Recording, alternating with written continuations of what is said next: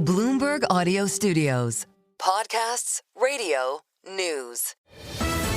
The Stock Movers Podcast, your roundup of companies making moves in the stock market, harnessing the power of Bloomberg data. Let's take a look at some of the stocks on the move today. We're joined now by Bloomberg's Isabel Lee. Isabel, you're looking at TSMC.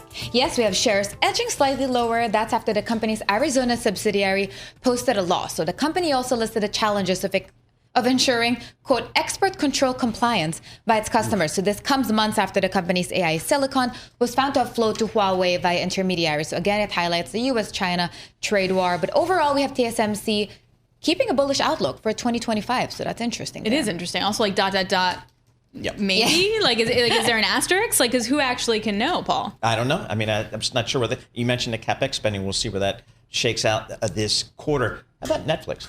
Netflix, this is a different story. We have the stock edging by 1.5% higher. So we have the streaming giant reporting record profit to start the year. This really just allays any concerns of an economic slowdown amidst all of this uncertainty that the tariff is bringing. We have first quarter earnings rising 25%. So that's beating analyst estimates. Sales grew in line with projections. So investors have come to see Netflix as this safe bet, even as conventional movie and TV businesses really struggle. And even amid, again, this uncertain economic environment. I mean, it does have a global audience of 700 million people. So not a lot. It's a lot, actually. That was a sarcastic tone. But, we still don't see any impact from the tariff, according to them. And remember, they said that they have this $1 trillion market cap goal by 2030.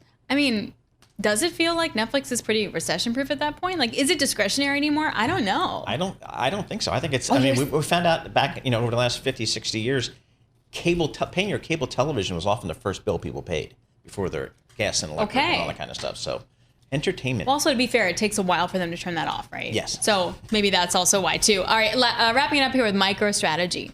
It's strategy these days, so it's also edging higher. I still find it quite hard to remember, but yes, it's just strategy. We have CTBC Securities initiating coverage of the firm, and they rated it a buy. So the price target they set is $420, which is around a 30% increase from the last price. So this is a highly controversial stock. I feel like you're either bearish or you're uber bullish. The company has been hoarding Bitcoin since 2020, and again last week they bought 6,000 Bitcoin, raising its total holdings to $36.4 billion. And Michael Saylor really just is doubling down on this Bitcoin bet.